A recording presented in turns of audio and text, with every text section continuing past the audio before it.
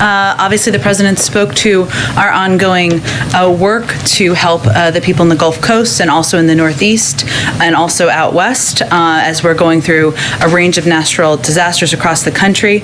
I just wanted to call out a few things. In Louisiana, disaster survivor assistance teams arrived today to support cooling stations in the city of New Orleans and St. John the Baptist Parish, where heat advisories are in effect and many residents remain without power. FEMA also announced today a new policy this morning to reduce barriers that have long prevented many disaster survivors, particularly Black Americans, from receiving disaster assistance by expanding the types of legal documentation for homeowners and renters to prove ownership or occupancy. This has been a big barrier in the past, and it was something we worked hard to address proactively.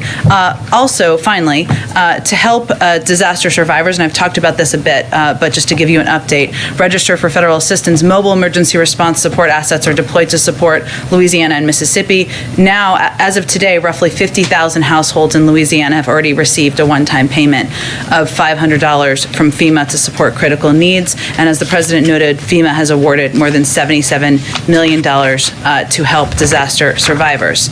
Also this week, as part of our effort to engage with communities that are hesitant about COVID-19 vaccines, White House Senior Policy Advisor for COVID-19 Equity, Dr. Cameron Webb, has held community confidence visits to encourage vaccinations in cities across the South, including Columbia, Jacksonville, Columbus, and Mobile.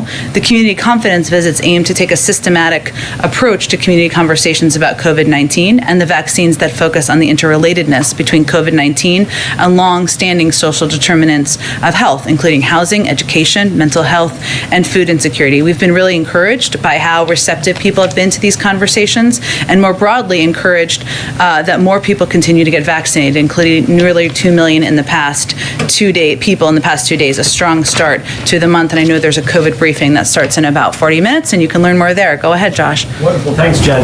Two subject areas, both legal. With regard to the Texas abortion law, President Biden has a Supreme Court commission with a report due by October 6th. Did the president or anyone in the administration reach out to members of the commission in the wake of what happened? And does the president have any new thoughts on the structure of the court?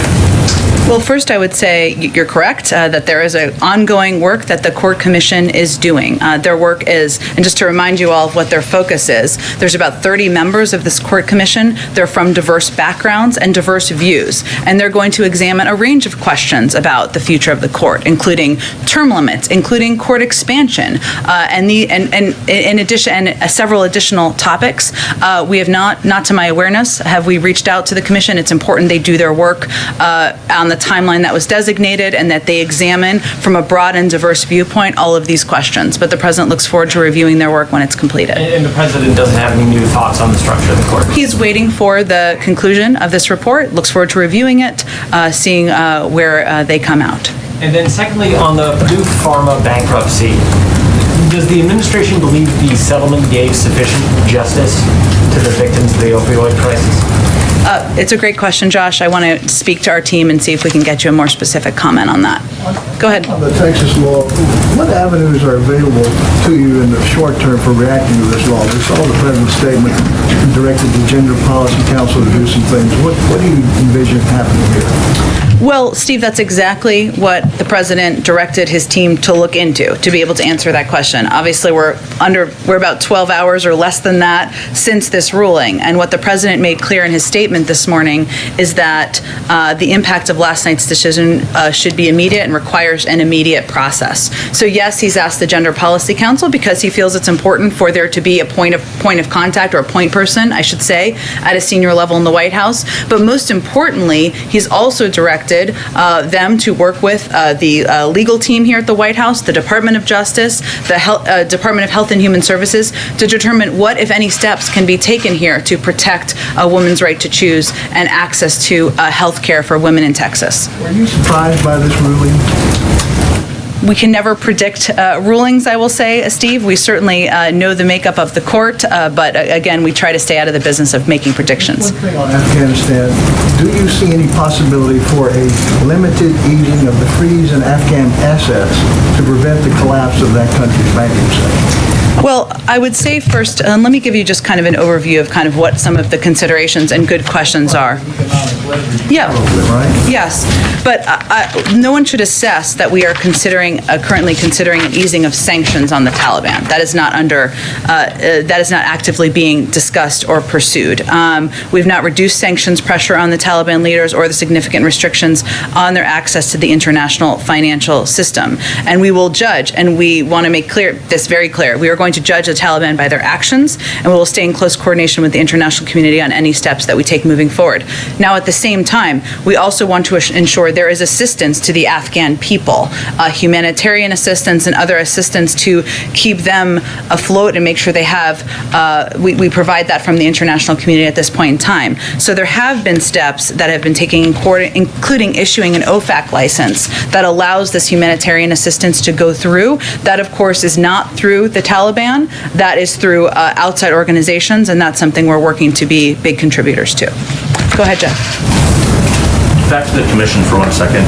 The president obviously served for a long time as chairman of the Judiciary Committee. He's been in this town longer than most anyone. What is he looking for from a commission to offer him that he would not have for this? And what do you say to critics who say he's simply punting this to them to avoid making a yes or no decision if he thinks the court should or should not be expanded? Well, I would say to critics, or we would say to critics, yes, the president has a long history working on judicial issues as the former chairman of the Judiciary Committee, and he takes the role of institutions in our nation's history, including the Supreme Court, quite seriously. That's one of the reasons why this court was put together and constructed in the way it was. I mean, this commission, I should say, was put together and constructed in the way it was, which is with a diverse set of viewpoints, a diverse set of expertise, and he asked them to look at a broad set of questions, wanted to give them time to do that work and come out of that with some viewpoints. But he wants to leave them space to do exactly that. And I think the fact that he named a commission with a diverse set of viewpoints reflects his strong commitment to preserving institutions, but also taking a fresh look at things that need to change if needed. Is he misleading supporters of expanding the court, though, by allowing this commission to do its work? I mean, the reality is this would take a legislative change. It's something he couldn't change on his own. Why doesn't he just come out and say how difficult this would be? Well, I think it's clear it's difficult, but the president's view on the expansion of courts has not changed. He also wants this group, this commission, to take a close look at a range of issues, not just court expansion, which is an important question for them to examine, but term limits and a range of questions that the commission is looking at. I will also note, though, Jeff, that in the president's statement today, he also made very clear and in pretty strong terms his viewpoints on the ruling of the Supreme Court in this case. And rulings like that do raise concerns, not just for the president, but for people out there in the country about how the court is operating. And I'll just note what he said, for the majority to do this without a hearing, without the benefit of an opinion from a court below, and without due consideration of the issues, insults the rule of law and rights of all Americans to seek redress from our courts. That is, of course, of concern, not just to him, but it should be to all Americans who watched the ruling this morning. On Afghanistan, really quickly, if I can, are there any updates on the 100 to 200 American citizens who were in the country or are still in the country? Do you believe they still are, or what's the latest on the diplomatic mission? Well, I know my colleague at the State Department is briefing right about now and will give a more in-depth update on this. But what he said yesterday, and I will just echo, is it is closer to 100. We are in close touch from the State Department, from our diplomatic officials, with all of these individuals, working in close coordination with them to determine how they can leave the country, if they've left the country. There have been reports, as I think many of you have seen or reported yourself, about charter flights. If I can just speak to that for a moment, because I know it's been a popular question. There have been some confusion about this. We do not have personnel on the ground, nor do we have air assets in the country, and we don't control the airspace. So anyone who's suggesting we are preventing these flights, that's not accurate. We couldn't prevent a charter flight from taking off. But what is important for people to understand land is where we have some concern. And that is the fact that we do not have reliable means to confirm the basic details of charter flights, including who may be organizing them, the number of American citizens and other priorities groups on board, the accuracy of the rest of the manifest and where the plane may land, what security protocols they're taking into place. So just to kind of give you an example here, these charter flights are landing on U.S. military bases, and we have to be very careful, and I think it's understandable we have concern about flights where we don't have that level of information and understanding about the manifests, what the protocols are that are underway. There's also a question, there continue to be active ISIS-K threats. And there's also a question of where these flights go, where they land. We know ISIS-K has a keen interest in attacks against aviation targets and our personnel on the ground in our Air Force, in our military bases, and these are among the risks that we take into account. Go ahead. Just a few here, most of the Texas-related questions have been asked. We're curious, what advice would the president give to a woman in Texas right now who wants or needs to get an abortion? What the president would convey to any woman who is trying to get an abortion, seek an abortion, be able to employ her constitutional right to seek health care, and health care that is enshrined and allowed by federal law. What he would convey to them, I don't think he's going to be giving medical advice. That's not the role of any president. He would say, but I would say he would convey to them, I have asked my team to use every lever at their disposal to ensure you have this right, to ensure you have access, to ensure that you can have the ability to seek medical care in the way that every woman should have the right to across the country. And he has made that a priority. And this request of DOJ and HHS for what more can we do? Is the understanding or the expectation that they will actually come back with specific ideas, or is it possible that they determine there really isn't much beyond making sure somebody takes this to the Supreme Court? Because the federal government can't be subject to a civil suit in Texas, but there are other things potentially the federal government would be able to do? The president has every hope, expectation that the leaders of agencies across the government who have capacity will seek every way they can, every means they can to protect a woman's right to choose in Texas. I can't preview for you. I don't know yet what they will come back with. Go ahead. Thanks, Jen. On the Texas law, has the president been in touch with Speaker Pelosi and Majority Leader Schumer in the past 2 days about their efforts to pass legislation protecting abortion rights? He does intend to talk with them about this. I can't tell you exactly when that will be, but he has every intention to do that. I will note that Speaker Pelosi also put out a statement about the intention to bring up the codification of Roe up for a vote, which is something the president certainly supports and would be eager to sign into law. And one more, does the administration have a message for industry and private businesses that have operations in Texas? Like, would the president and the White House support a boycott of sorts against Texas?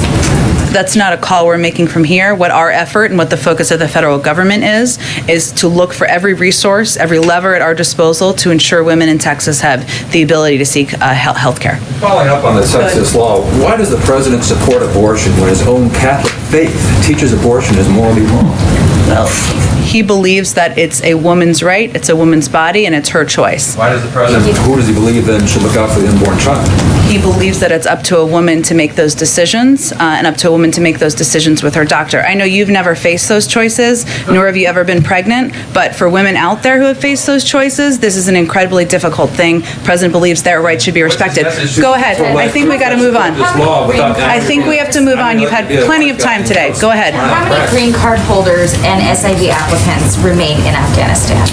Let me give you first, and I'll get to your question, but it reminds me I wanted to give you guys an update on one piece that was asked yesterday, which is how many people have come into the country. And this is something that DHS will be providing regular updates on, but just to give you an understanding of the breakdown, and then I will come back to your question, Jackie, I promise. First, between August 17th and August 31st, of the breakdown of people who have come into the country, 31,170 107, people have arrived in the United States as a part of Operation Allies Welcome. 4,446 are U.S. citizens, 14% of them. 2,785, or 9%, are U.S. lawful permanent residents. 23,876, or 77%, this is the statistic I gave yesterday, which I then later butchered in the briefing, are other Afghans at risk, including SIV and other visa holders, SIV applicants, P1 and P2 referrals, and others.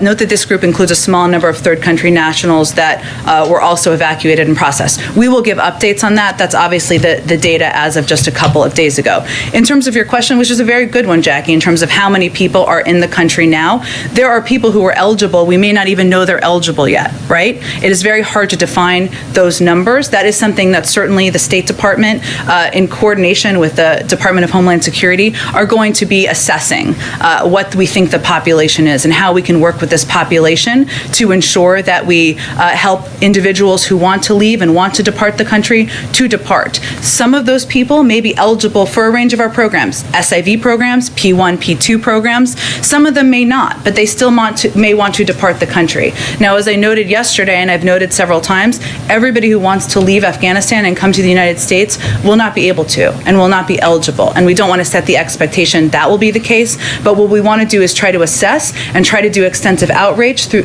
diplomatic channels to see how many people there are, what programs they might be eligible for. Thank you. And then I wanted to get to the Taliban and questions of whether it's keeping its promise for amnesty. There was some reporting from the BBC, some color from that story. Since the Taliban came to power, one man said they haven't stopped killing. A few days ago, this person said they killed 12 members of special forces in Kandahar, 3 soldiers in Jalalabad as well. The Taliban took them out of their homes and shot them. Given this kind of reporting that we're hearing, is it possible that our reliance on the Taliban to keep their word in terms of our evacuation is misplaced for going back on things like the amnesty promise? Well, first, I don't have any confirmation of those details. I'm not questioning the BBC's reporting. I just don't have any confirmation of them from the U.S. government. I would certainly point you to the Department of Defense and others who might have additional details. But what I would note here, Jackie, is no one is saying from the federal government, no one, the President, the Secretary of Defense, no one from the intelligence community, that the Taliban are good actors, right? We are not saying that. That is one of the reasons we are being so clear that we are not rushing to recognition. We will be watching clearly. We have a range of leverage at our disposal, including access to the global marketplace. And of course, we will be assessing. It's, of course, based on how they treat individuals in the country, how they treat women, whether they let people who want to leave the country leave. All of those are factors that we will be assessing, but I don't have any confirmation of that specific reporting. Go ahead. Jen, yesterday you said you were going to check on the specifics, so just to be clear, the President does support the Women's Health Protection Act? We are looking at a range of options in Congress, including the Women's Health Protection Act, but I don't have an assessment at this point in time about that piece of legislation. And will there be a point person for this whole of government approach, like with voting rights or with immigration? And if not, why not? The President conveyed clearly in his statement he'd asked the Gender Policy Council co-chairs to oversee this effort. And what's the timeline on that policy council? I'm not. When will they have a deadline to get back to him, or when they may produce a report? Well, I wouldn't look at it as producing a report. They are going to be coordinating all of the leverage and all of the efforts and policy options across the government. And the President wants them to act as quickly as possible. So it's not a means of 100 days and then we'll get a report. It's let's see what our options are and let's act on them.